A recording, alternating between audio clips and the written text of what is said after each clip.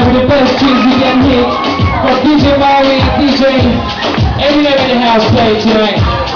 Come on, come on.